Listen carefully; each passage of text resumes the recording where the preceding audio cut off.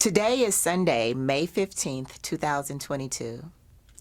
My name is Michaela Gibson, and I'm interviewing Riley Carruthers for the Commemoration and Contextualization Initiative. We're on the University of Texas at Austin campus in the Moody College of Communications studio. Thank you, Mr. Carruthers, for agreeing to this interview. Glad to be here. This interview is being recorded, and the unedited copy will be housed at the University of Texas of Austin. Please know that if there is anything you do not wish to discuss, I will honor your wishes. If there are topics you wish to discuss and I haven't asked about it, please do bring it up. And lastly, if we need to take a break to get a drink of water or another reason, just let us know. Sure enough. All right, so let's get started. Growing up, can you tell me a little bit about your childhood and family? Well, I grew up in the home of a Methodist minister of the United Methodist Church, so I was a PK and had all of those normal things that preacher's kids, and had to remind all of my classmates that my father was the preacher and not me, so that they didn't expect miracles out of me. But it was a happy home. I grew up in the 57 time frame, and a little earlier, and integration had not really hit Fort Worth because I, for a large portion of my elementary school years, had an elementary school right across the street from me, but I had to walk about 10 blocks to the black elementary school. So other than living through Jim Crow in the South and those things that were just all too common during that era, it was a happy childhood. We could go out in the evening and play. We left on a Saturday morning, and the only thing that was required is we had to be back in the yard by the time the street lights went on, and nobody bothered you. And so that's so different from now. And so it was a happy time. Any stories growing up you would like to share that, impacted your life? Well, I guess the fact that there were people in the neighborhood that you could use as a role model, and that's somewhat different than what is going on now, because those men and women were part of raising you. If you got in trouble down the street, two things were going to happen. They were going to straighten you out. A phone call was going to go to your house. And when you returned home, another straightening out was going to occur.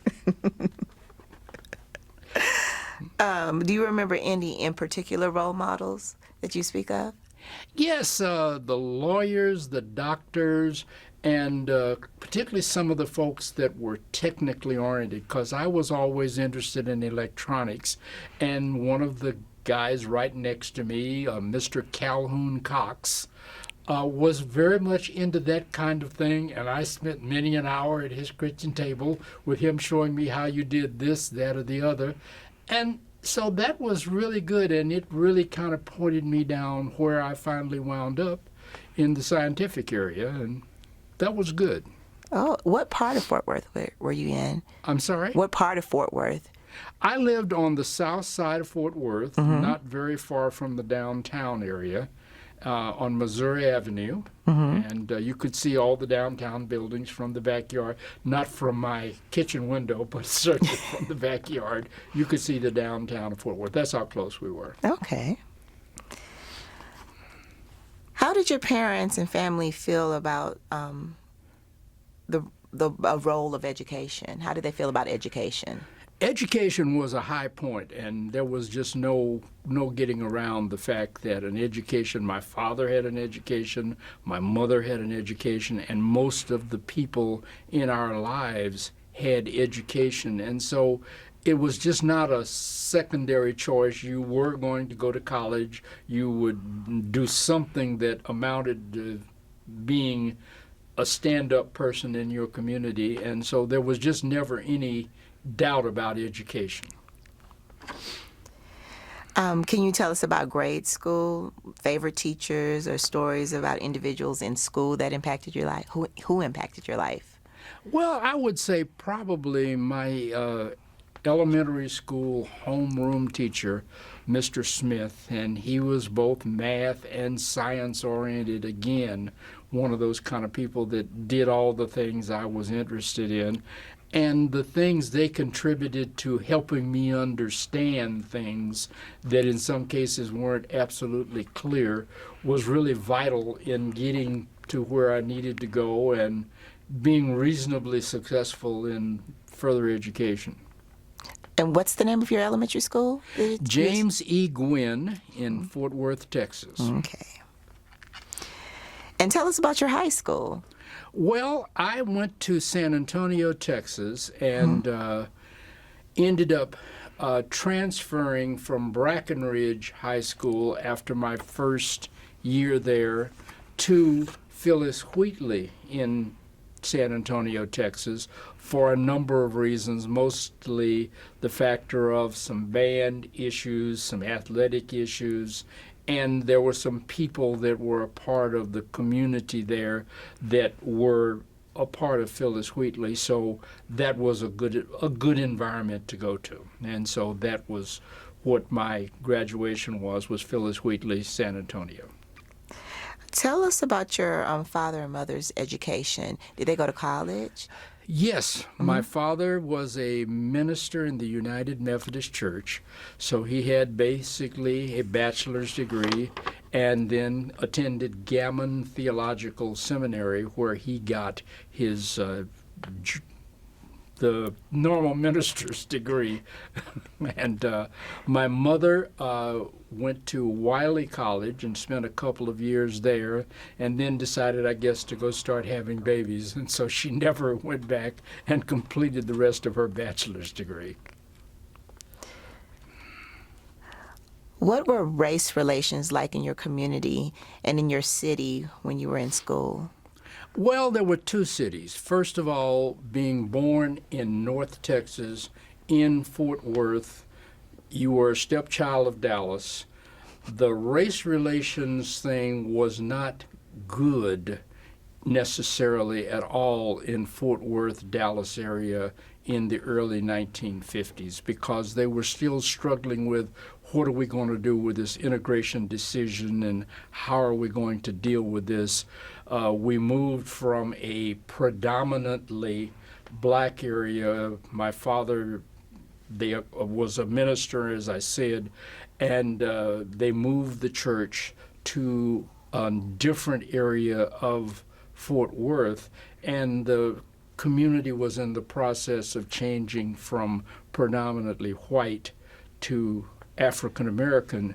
And so we had a few rough years, and I got to be a pretty good rock thrower, and we did those normal things. Nothing real traumatic, but we did go through the struggle that Texas and everything was going through, whereas San Antonio was an entirely different environment. Basically, in Fort Worth, they were still struggling. In San Antonio, they said, okay, you want to integrate? Go wherever the hell you want to go and go to whatever school you want to go to. Every school in San Antonio that was a high school had a corner downtown. All the kids came from wherever they were to their corner downtown, and then a bus took you from there to wherever your high school was. And so integration was rather nothing much in the San Antonio area.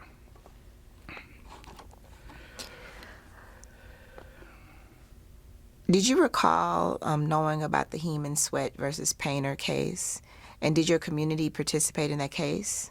No, not really. I kind of was shielded from some of those kinds of things and didn't know a lot about it in that time era. I wasn't as involved as I would have been in a day like today. Do you have any idea why you were shielded from that? Mostly, I think that protective environment that the African American community kind of strung around the kids.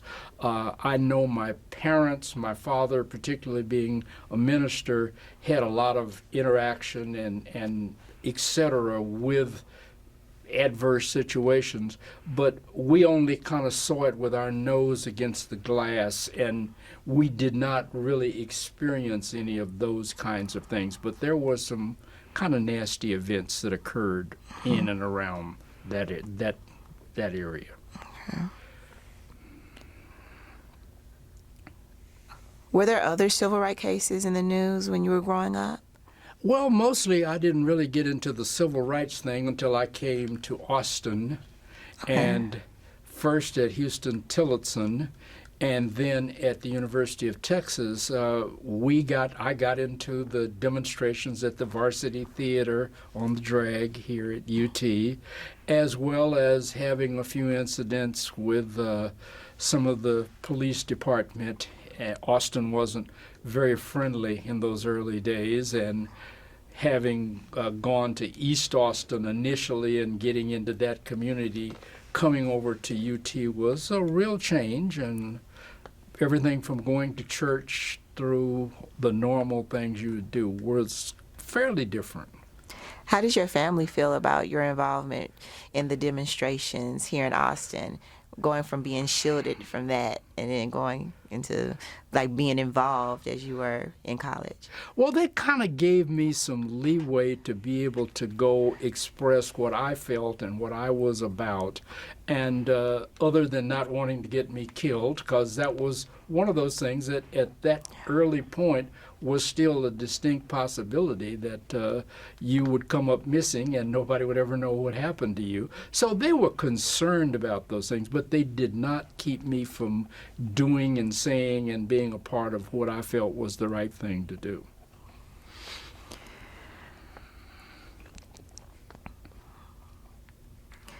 Let's talk about your UT experience. Should I wait or? No. Okay. All right. Tell us about the college you decided upon and why.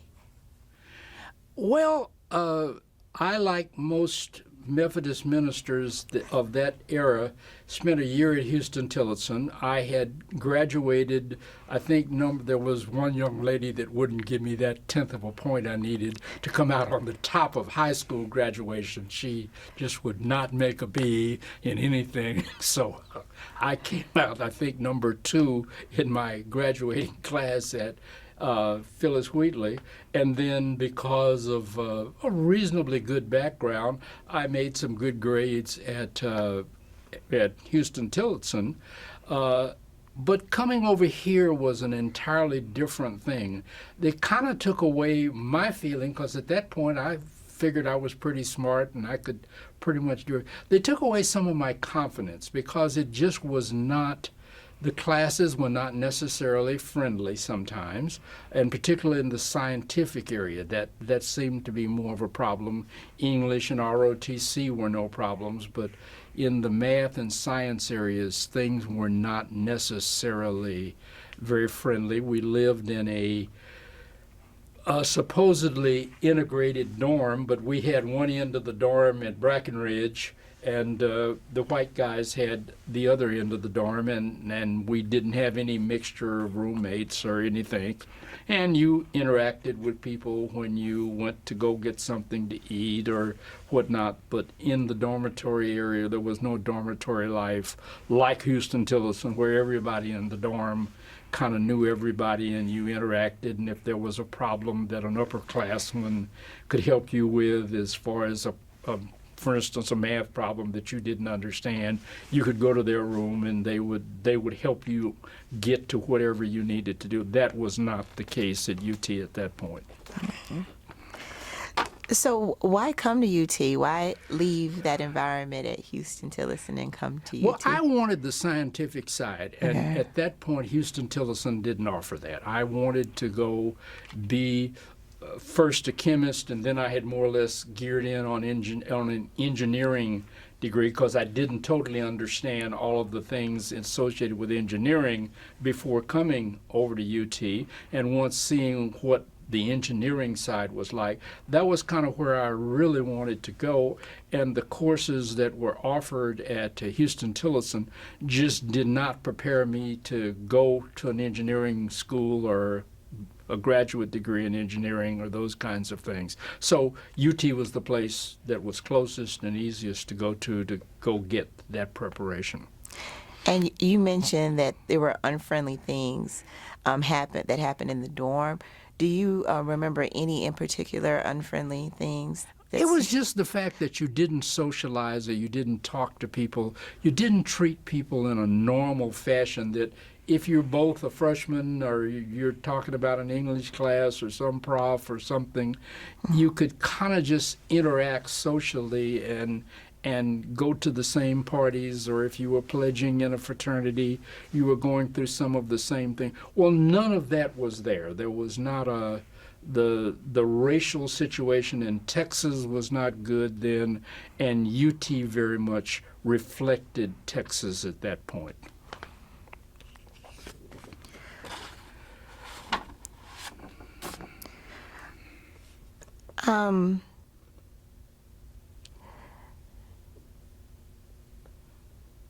How did your parents and family, well, no, this is the wrong question. Let's move down. I'm digesting what you just said. You mentioned you studied engineering. You were interested in science and engineering. Why were you so interested in that? You mentioned that you were interested in when you were a child as well. What sparked that interest? Well, primarily some of those people from my elementary and high school eras. Ham radio has always been a hobby of mine, and that's electronics and communications. And so I had been shocked and knocked over and built and learned to solder and do all of those other things before college days. So that was kind of where my interest was. Physics was close, but it still wasn't quite what you were doing in the engineering field. And so it was just my first love.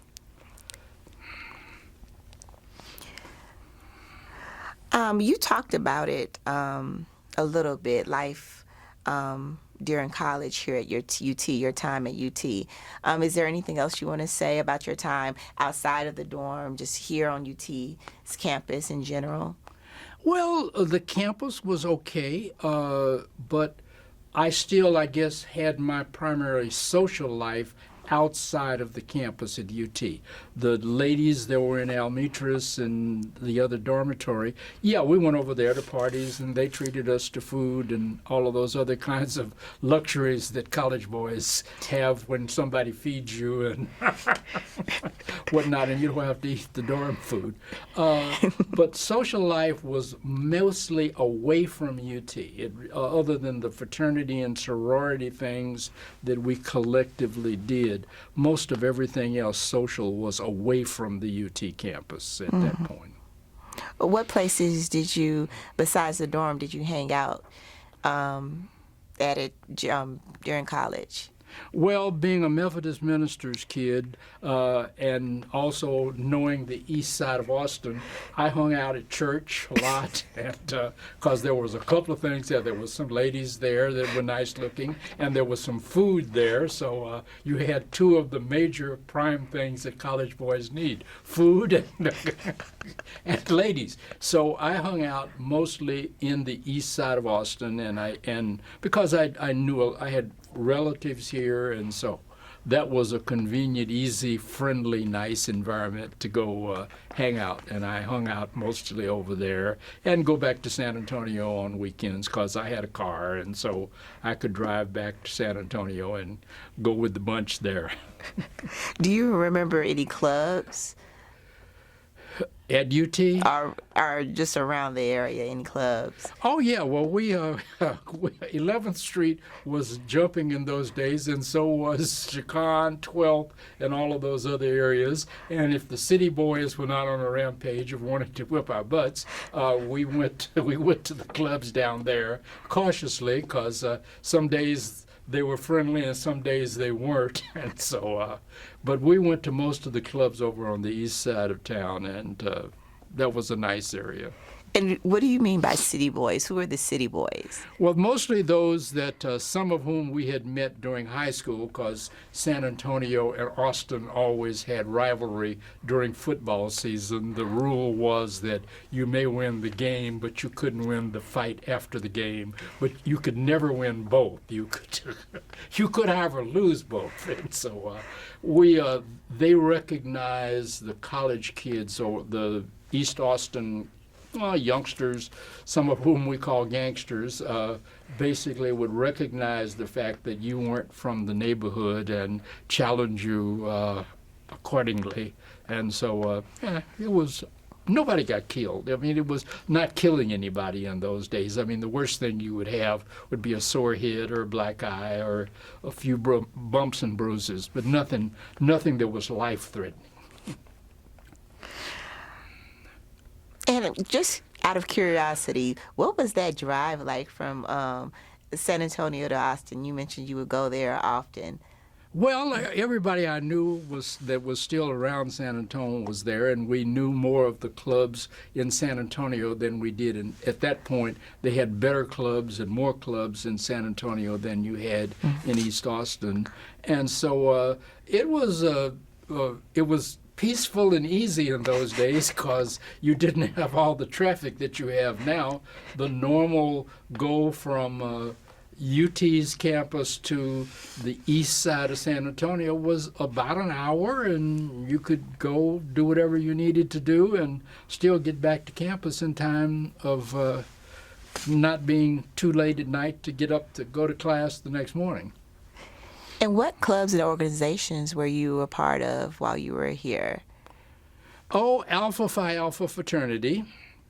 I had pledged at Houston-Tillotson, and the brothers of the fraternity took me across the line here at UT. That was the major organization. ROTC did not have a whole lot of socialization, and that was the only other major thing outside of academics that I was doing here at that point. And I know you ended up leaving UT. Why did you decide to leave UT, and where did you end up going? Well, at the time, being a Methodist minister's child and a brother who was essentially 2 years behind me, my father could not afford to have both of us in school at the same time.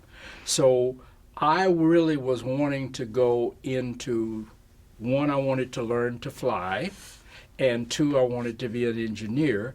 And so knowing a little bit about what the Air Force had as programs and having some members of the church in San Antonio that were active duty, they really influenced me to go join the Air Force with the goal of going to their education program. So it was much easier for me to go do that since that was the direction I kind of wanted to go, and then let my brother go ahead and take what funds were available so he could finish going to school. So it was both financial and kind of career-wise, because I liked ROTC and I liked the Air Force, so both of those made good sense. And I graduated from Arizona State. The Air Force paid the bill and sent me full-time to Arizona State University in Tempe. And where did your brother go to school? My brother went he spent his year at basically at Houston-Tillotson. And then he, by the time that he had spent a year at one of the junior colleges also there in San Antonio, he wound up coming out. At that point, I was in the full-time education program in the Air Force, and he spent a year and a half there at Arizona State, and so it worked out rather conveniently. Going back to your decision to come to UT, how did you learn about UT Austin? What was your first memory of hearing about UT Austin? Well, you can't grow up in South Texas without knowing about UT. I mean, that was then, now, and probably any time in the future that you will not be able to grow up without knowing about mostly the athletic side, because if you ran a little track, you had to come to the relays. and whatnot. You just could not. And the reputation of the school for the academic side has also been untarnished. Basically, that it was the school to go to. A&M was there, but Texas was still considered the prima donna school. If you went there, there should be no questions. A&M, well, maybe a little question.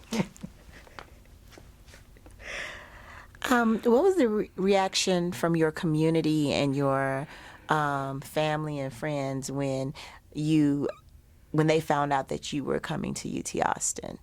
It was all positive. That was kind of the plan. I had agreed somewhat reluctantly to go to a school that just was one of those things you had to do, with the intent that the next year on I would transfer into UT, and I would also hopefully go bring some good grades to the transcript that would follow at UT. So it was no problem. It was kind of a planned operation.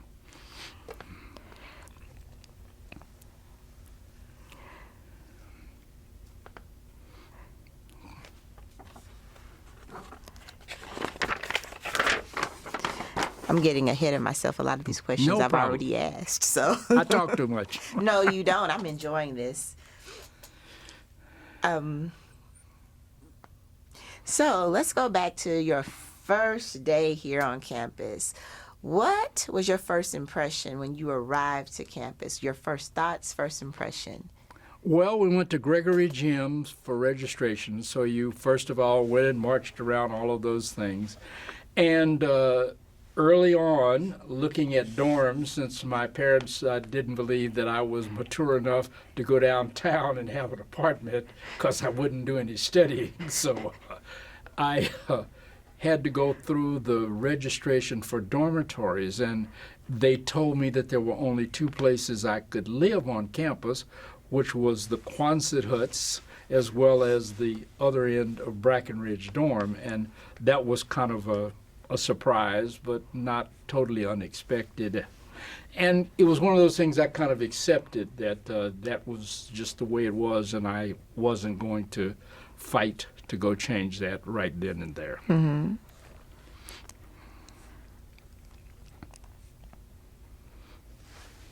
So what were your expectations before you arrived on campus? What did you think would happen, or just expectations in general before you got here? What were your thoughts? Well, having not ever had any academic issues prior to arriving at UT, or not having any issues that if I had a question about something, I would go find the prof and go talk to them, or the teacher or the instructor or the whomever, and making some reasonably good grades, because I was a nerd most of my life. And so coming in the door, I did not anticipate having issues academically, but it turned out that that was not the case. Some of my confidence was quickly whittled away with a couple of C's and a couple of D's on the first couple of exams, which for me was exceedingly different. And so it was one, I had to somehow or another regain my confidence in me, because that was just not the way that I felt I performed. So that was troubling and worrisome. So you didn't feel that was the way you performed. Are you saying that you didn't feel those grades were fairly given to you? Well, there were some things I agree that maybe I wasn't prepared for because of previous educations, and but I felt actually, that was not the way that I normally performed, and that was not the way that I was used to being graded for my performance. And how were your professors? Were they, were you able to talk to them, or were Mostly, I almost never got a chance to talk to a professor. Grad students was about where you got something in the line of help, but most of what it was you went back to the dorm, and some of the more senior folks that had taken maybe that course could give you some help. But it was not an outreach from the professors, and to a large measure from the grad students that were the folks you interacted with. So who helped you? Did you have anyone here to help you with those classes, or how did you find that help? Well, I found the help in the dorm and some reading and some other things that helped me skate by. But I guess I had a distraction also because of the financial need. I was working while I was at UT, which probably put more strain on not having enough time to really study because the Driscoll Hotel, I worked at the Driscoll Hotel during most of my tenure here and had done so during HT. And so a combination of all of that was a lot of stress, and maybe some of that was self-induced, but it wasn't a friendly good feeling that I came away with. What did you do at the Driscoll?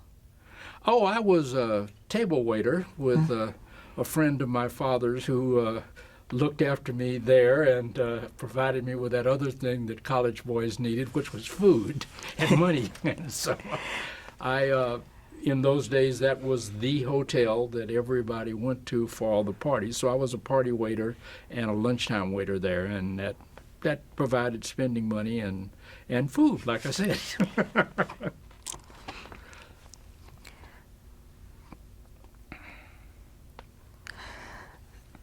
So what do you think your professors' expectations of you were? And what made you think those were their expectations?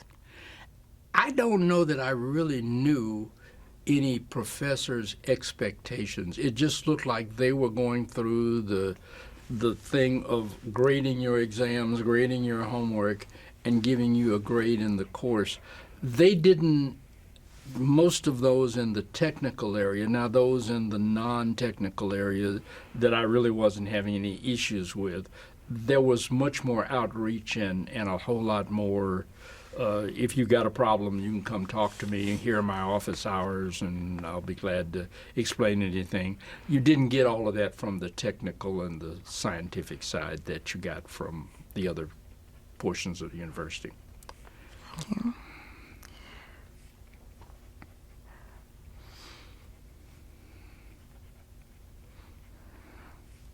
Is there anything, you mentioned dorms and you talked about dorm life already, but is there any in particular stories that you remember about dorm life that you would like to share? I know you've talked a lot about it, but is there anything else you would like to share about your dorm life and living here on campus? It was a whole bunch of frat brothers that lived there, so that made life very good. And as a pledgee, you were there for harassment whenever they wanted to harass you.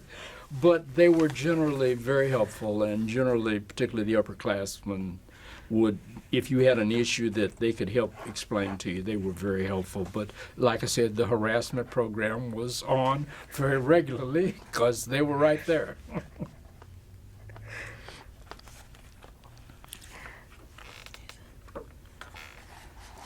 If you had gotten more outreach from your major, would you have fought to stay at UT?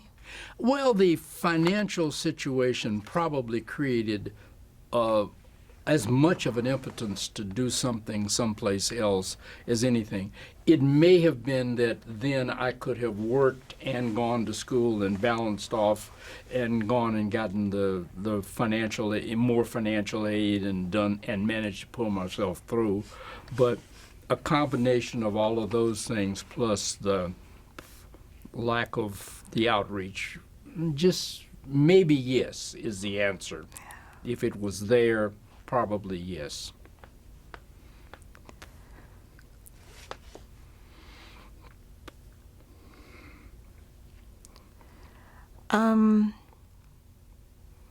Do you talk a little bit about your frat brothers and a little bit of the community, but is there anything else you would like to say about your community of friends here at UT? Any in particular stories that you would like to share about your friends here at UT? Some of the better folks that I have run across in my life were people that were students at UT at that time. The ladies particularly were some awful neat folks.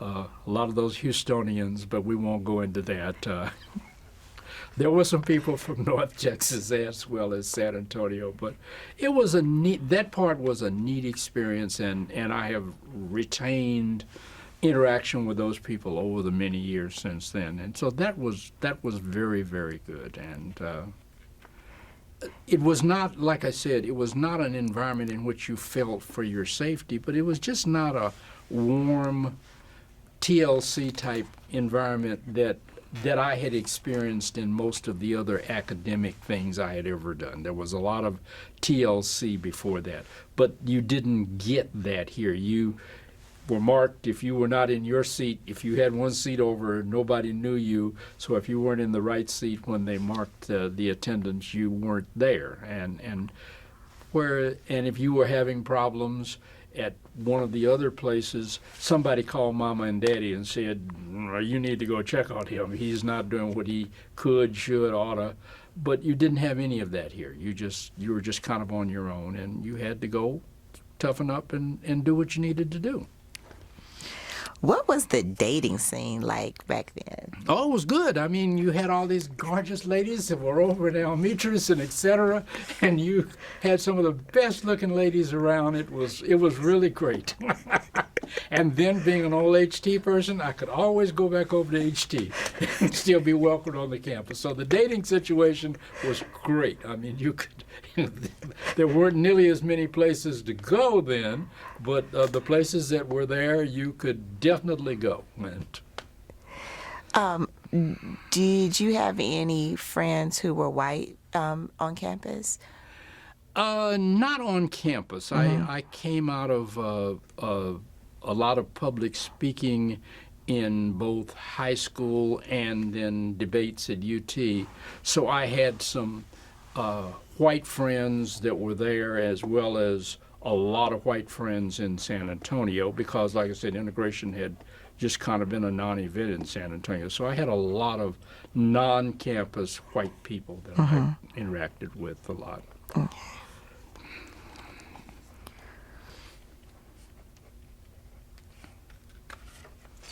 Okay. No. Okay, so you were on the debate team at UT. No, not UT.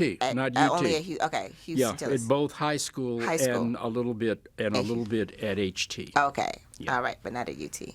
Okay, only in Houston Tillis in high school. All right.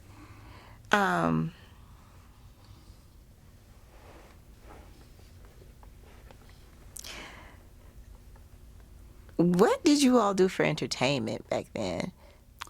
Well, you had parties, the ladies at Almetris and whatnot. We had a lot of parties that we went to with them at the dorm. They didn't come over to Brackenridge or the Quonset huts, but we went over to the co-ops, and so we had some nice things. And you went to movies, and we did a lot of interaction type things, and everybody was busy studying, so you didn't have a lot of free time, but that was kind of what it was. It was more or less centered to that environment around the co-ops where the ladies lived.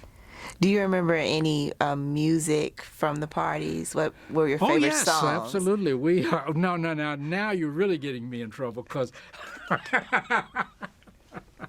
but no, the music was good, because that was kind of what you had, and we would get out on the lawns, and we also would go into the have picnic areas, but on the weekends the dorm usually was jumping, because the downstairs area there was music and dancing and food and music and dancing, all of those things. So those were what was going on most of the weekends. And what movie theaters did you go to? And can you talk about that experience going to the movies here? Well, as I said, we were demonstrating at the varsity at the time, because the varsity was still segregated. And so the normal movie that you went to see was over on 12th Street, or 11th Street, and those were the places that we went to the movie, or you went to some of the drive-ins, or to San Antonio, and because most places were open in San Antonio at that point. Did other college students who were not from San Antonio go to San Antonio because of race relations and integration, the way they handled it there? I would say so. Those of us that had cars usually had 3 or 4 people that went with us. If we went to San Antonio, they would go with us during those times. Mm-hmm.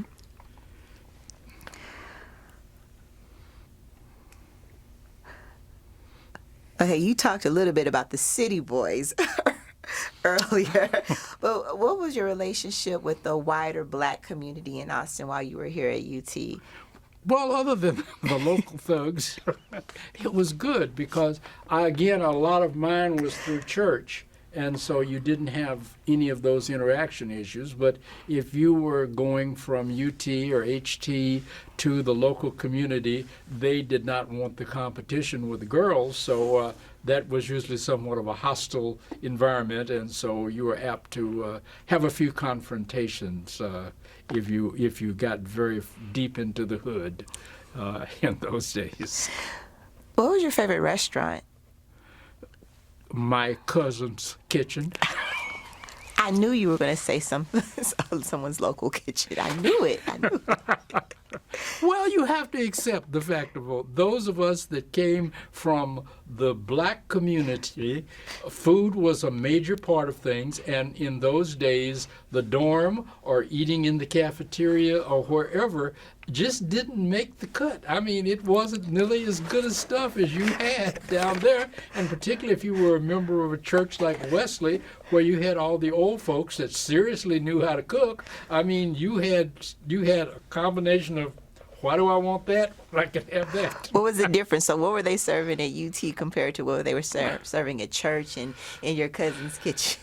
Well, at UT, I would have a sandwich, or I would have a plate lunch or something like that. I would have some collard greens, some fried chicken, and some cornbread if I was over in either my cousin's kitchen or one of the restaurants that are over there toward the east side of town. It's just the difference in the way you were used to eating it. Yeah. And the folks that did things over here didn't know how to cook it that way.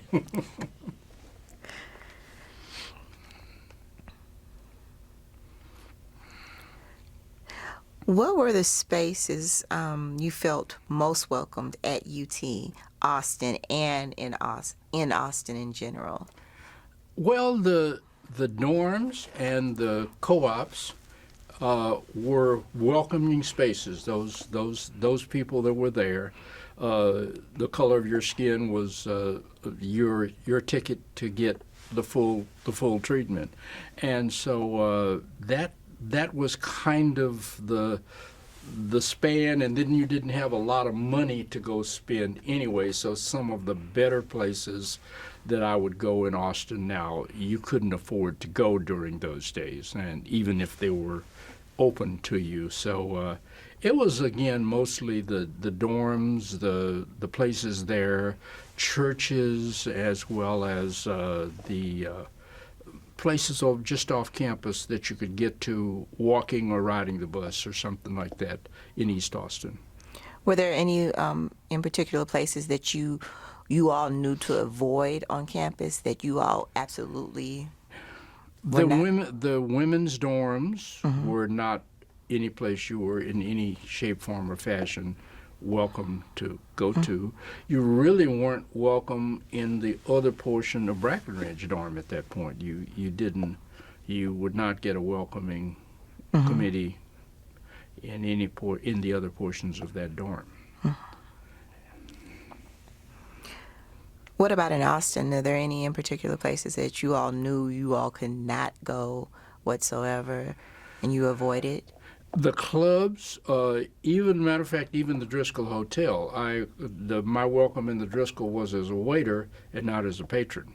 Most of the places on Congress Avenue were not totally welcoming, and matter of fact, some of the clothier places, women were still if you tried on something, you had to buy it. So in other words, you held it up and made sure it would fit your little girl before you bought it, because if you tried it on, it belonged to you in those days.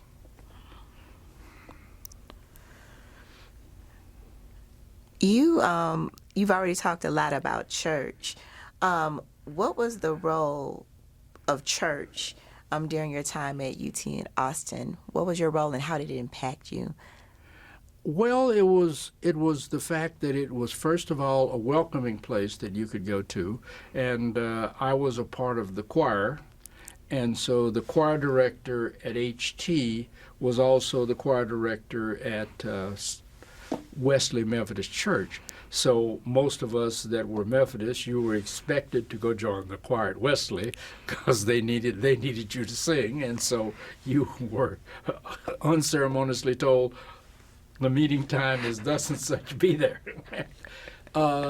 So it was just the factor of a lot of that was the extension of home, an extension of things that you were accustomed to, and that was more comfortable to you in that day and time, because you really did not want to get into major confrontations with law enforcement or the sheriff or or get way out into some of the areas well outside of the city, because it was still not necessarily friendly out there. Do you remember anybody in particular from church who gave you words of wisdom or really encouraged you at the church here in here in Austin while you were at UT?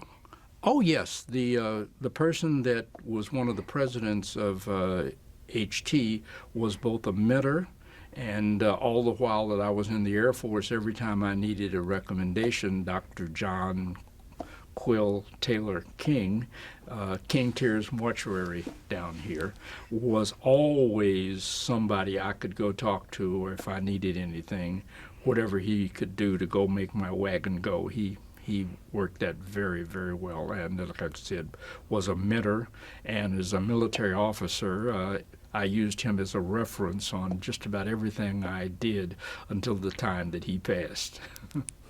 What's the best advice he gave you? To be myself and work harder, spend less time running my mouth and more time in the books, and grow up, be mature, don't be the kiddie things, and that was some real good advice. Do you remember the moment he found out you were going to UT, and did he give you any in particular advice for your transition from HT to UT? No, we really didn't talk about that. That would have probably got me better prepared for what I ran into.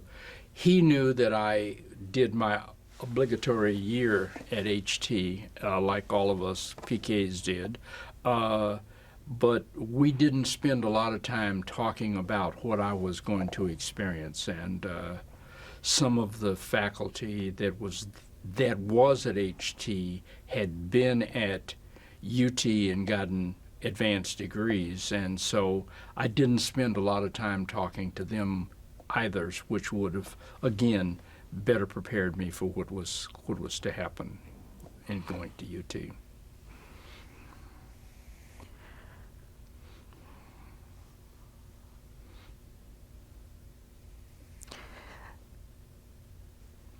What were some of your biggest challenges attending UT besides financial? Was there anything else that you... Academically, I did not get the rigorous academic background that would have made UT a lot easier in the scientific area, because the schools that I attended, and even HT, because I had a very smart brother that graduated from Sam Houston, which is the predecessor of one of the colleges at HT. It just, what can I say? Yeah.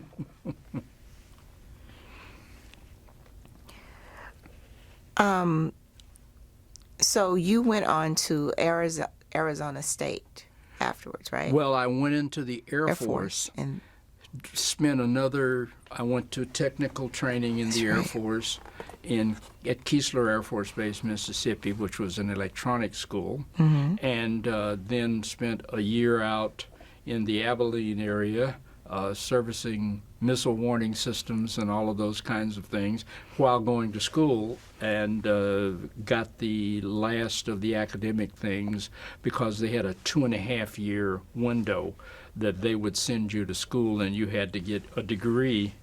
You went all year round except for the breaks the school had, and you had to get your degree in that. And so I had to have a few other courses to get me to the point that I could complete with 18-hour semesters. Can you describe that? I'm sorry. No. I didn't mean to interrupt. Can you describe that transition from UT to being at Arizona State and being in the military at the same time? Because now I'm trying to wrap my brain around that, because now you make it seem like now it's easier, because my friends who are in the military and going to school, they're doing everything online. They're not in physical class.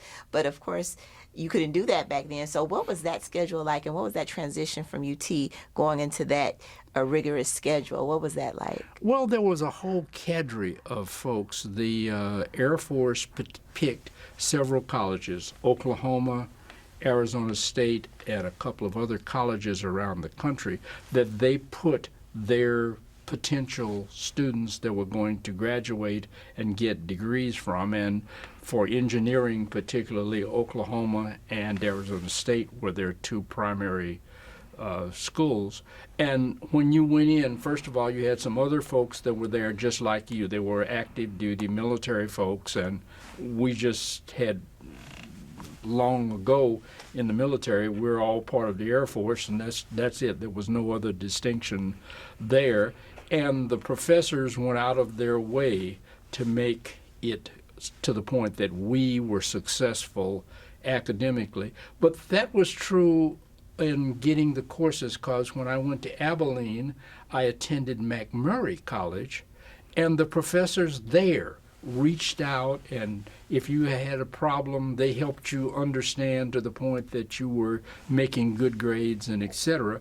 It was a very welcoming, friendly environment, and everybody was rooting for you to be successful, and expecting nothing less of you than you being successful, which does a lot for your ego as well as making life easier. Yeah. And you mentioned Abilene. When did you? After I joined the Air Force and spent 9 months going to technical school, the first active duty assignment I had was Abilene, and I was one of the folks that maintained the electronics associated with the missile launch and warning system there.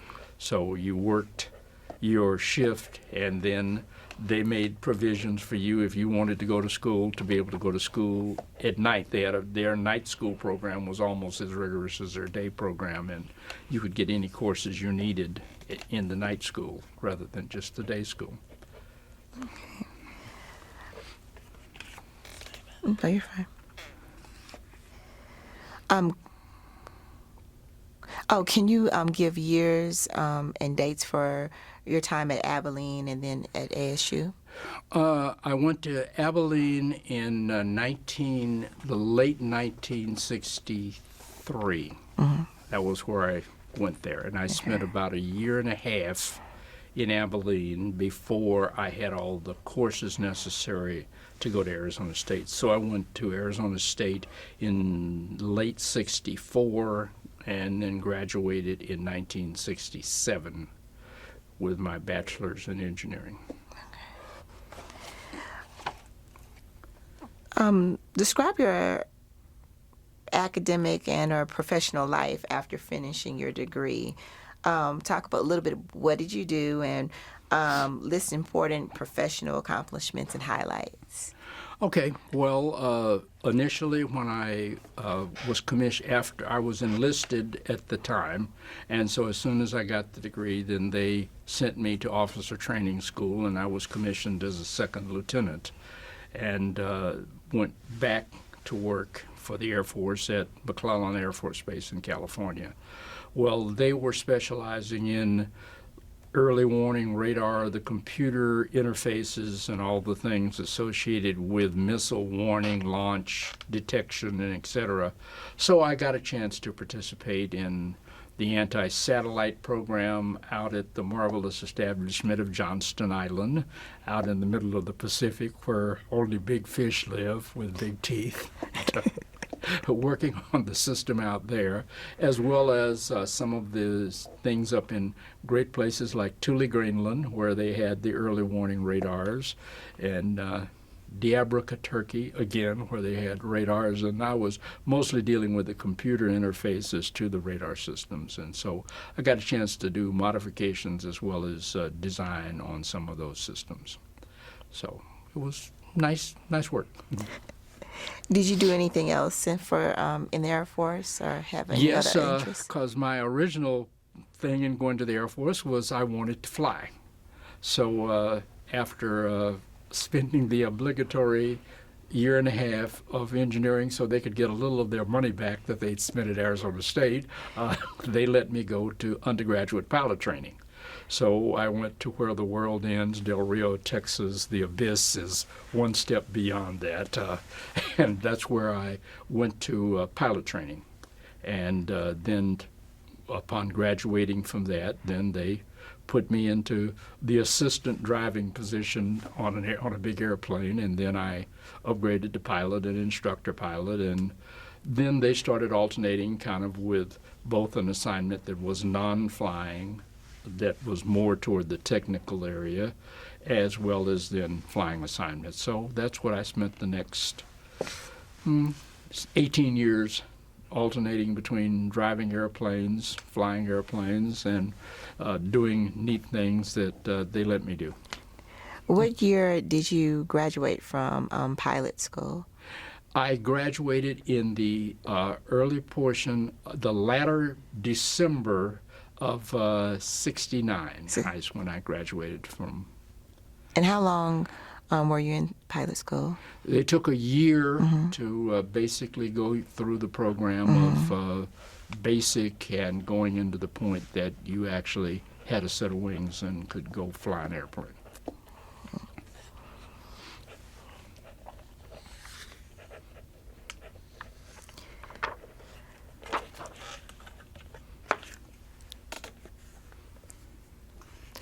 Any fears of being sent to Vietnam?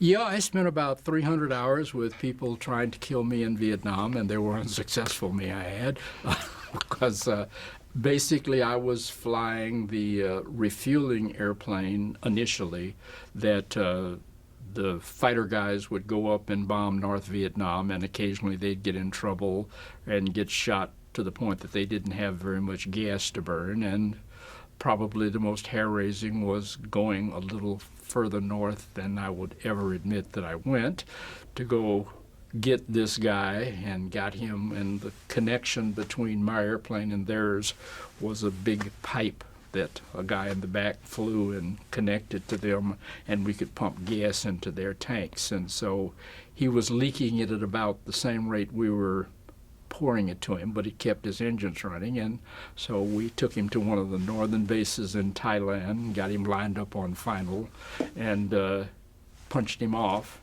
to which he landed on the ground and came to a full stop, and that was probably the most fun thing that I'd probably ever done. Oh, wow. Oh, wow.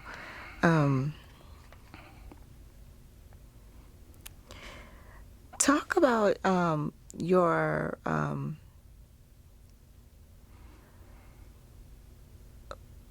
lessons learned from UT that have your time here at UT, and lessons that you learned from here that have served you through life and your career.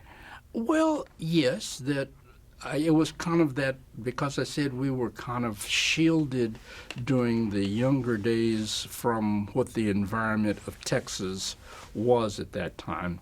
Here's what life is really like, and you got to go strap on your big boy pants and go do what's necessary to whatever the obstacles are. You got to overcome those. And so that drove that lesson home, and then further established by some of the people who were mentors and et cetera along the way, that reemphasizing that, yeah, you just got to step into the shoes and do what you got to do to go make it successful, and there ain't no other way to get there. No other way to get there. And it's worked out fairly well for me. It has. You talked a bit about your role of what education meant to your family and to you growing up. Has your views on our meaning of education and its role in your life or your family's life changed from when you were little and younger? No, essentially the education is the key to get in the room. It doesn't mean that you get in and you're successful, but if you don't have the education, you can't even get in the room. So the education is what you got to have to be able to even have a chance to get there. And a lot of the youngsters now don't seem to understand or to appreciate the fact that if you get that, it's not an assurance of success, but you can't have any possible success in that arena that requires that, because you can't get in the door. And so the education is the key to the door that you can then use to your benefit to go where you need to go and do what you would like to do. But it's necessary.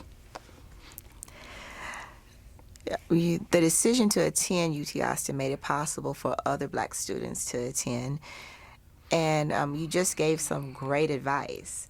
But is there any other advice you would like to give this current generation? Yes, the struggle continues. It is not over. It is different in nature.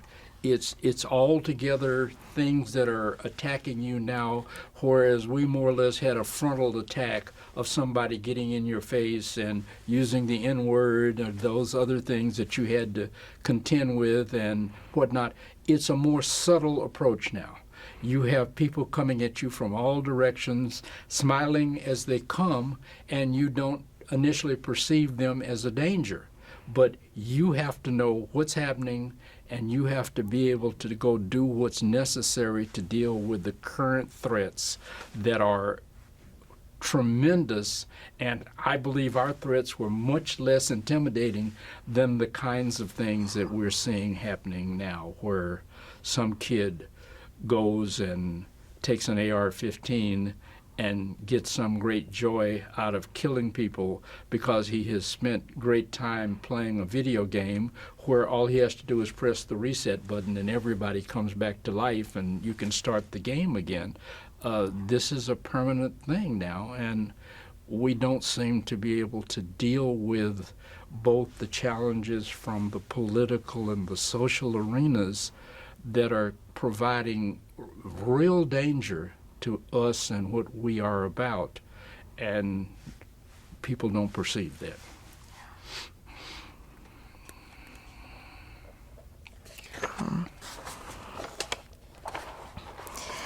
As you return to UT today, can you share any memories that were stirred as you were walking on campus? Oh my goodness. I have come out here a few times since I returned to Texas. I'm a small business owner, and so there have been a few things that happen out here, plus we did a little work on a few occasions for the University of Texas.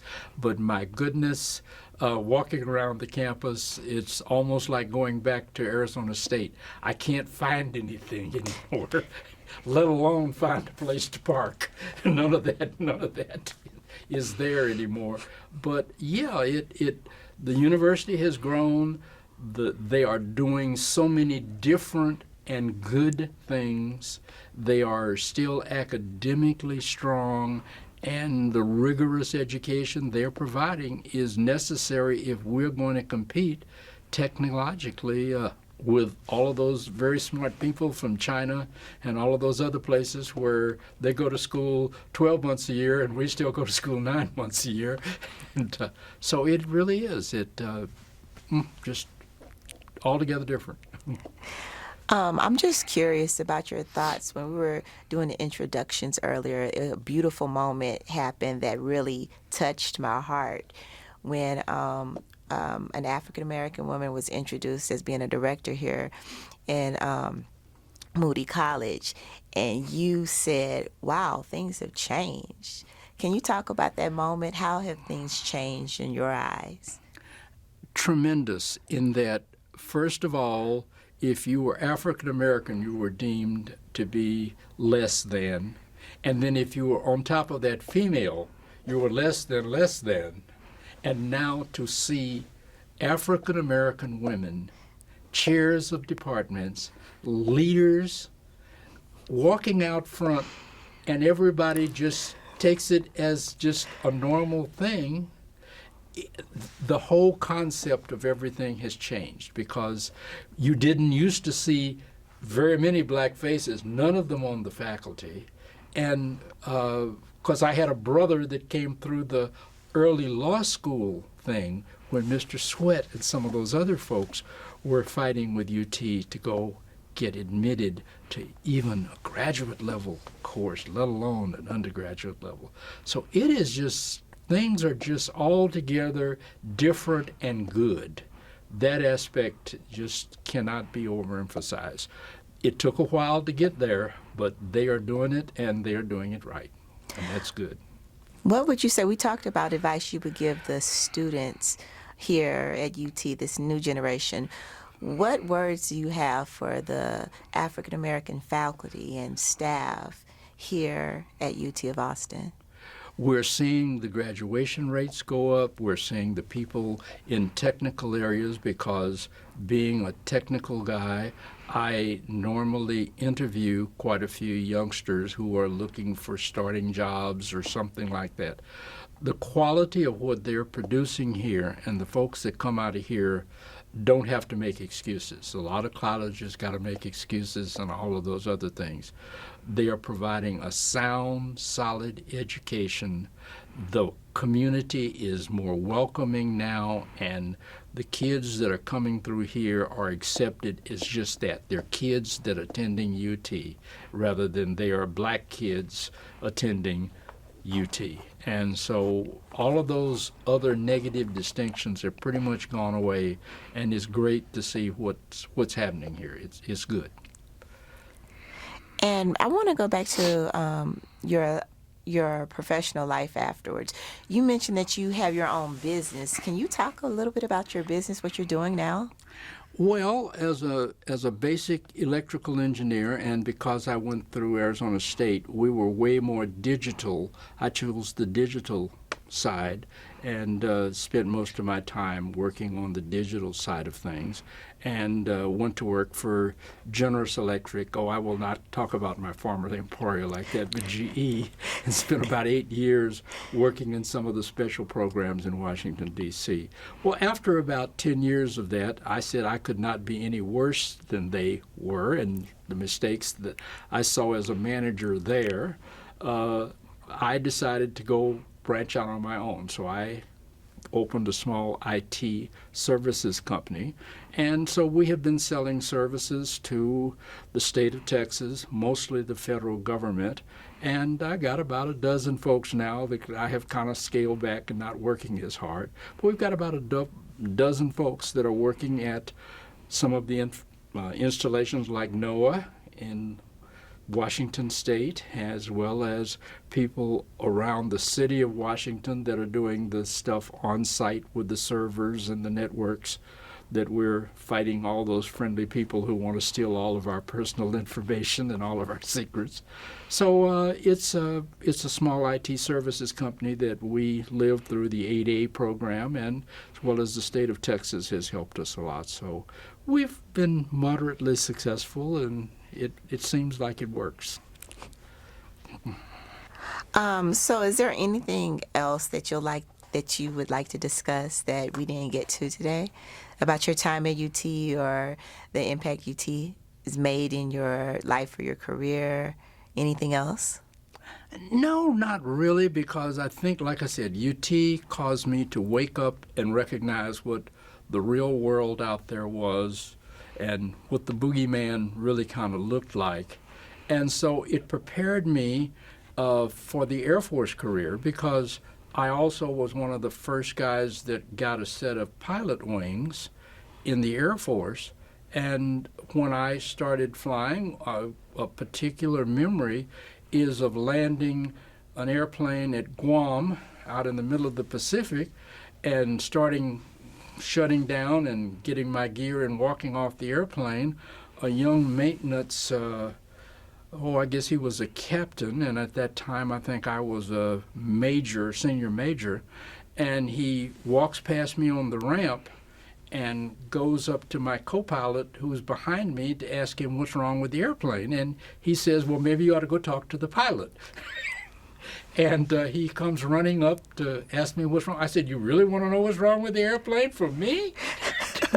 He got the hint, but the same things were out there. But I was better prepared as a result of the UT experience, because the Air Force had its issues just like every other organization within the United States when it came to integrating truly and making you a part of it. And so I think I was better prepared for that, is I guess what my bottom line would be on that. And you just said you were one of the first guys to get your pilot wings. Can you be specific? What do you mean you were one of the first guys to get your Well, first of all, the program, if you went through the academy, the United States Military Air Force Academy, you got some initial pilot training in flying a little prop airplane that they had not far from the academy. Those of us that came in to pilot training through some other means, like me, I'd never been inside a small airplane ever before. I had never touched the controls. I did not know, because my parents couldn't afford the $75 or $80 an hour to go get me flying training. So I had to go learn from scratch. Okay, this is an airplane, this is a wing, this is the motor, and etc. And so you really had a steep learning curve. And so there weren't a lot of black folks or black kids or black anything that wanted to go through all of that. And so as a result, there were not, and still are not, a large number of aviators that are aviators of color. And so you are generally, if you were in civilian clothes for many years, you were assumed to be one of the enlisted crew members on the airplane, if you were in civilian clothes. If you were in a uniform, they sometimes couldn't read the difference between the navigator, who is the guy that keeps you going where you want to go, and the pilot. They would not know how to read the wing, so it was assumed that you were a navigator. You were not assumed to be an aircraft commander or an instructor pilot or any of those other things. And so you got to the point that you didn't get upset about those kinds of things. And all of the experiences, I think, here kind of helped me get ready for some of that. Great, great. Is there anything else you want? Well, I want to thank you so much for your time. This has been wonderful, enlightening, educational, and I just thank you for not just your time now, but your time that you spent here at UT, because that helped so many people pursue their careers and pursue their dreams because of individuals like you. So thank you so much. Well, but I want to thank UT for going ahead and doing what this project is about, because for many years it was kind of one of those dark stories that you didn't talk about. It occurred, but we don't really discuss that in polite society. And so standing up to say this is what happened, and we've had the interviews of these people to document what happened and how it happened, I think is fantastic. Thank you. We appreciate that. Thank you. Thank you. Awesome. Thank Both you. of you. Thank you. Thank you. Sure. Here, here. Perfect. Absolutely. I was Thank trying. you.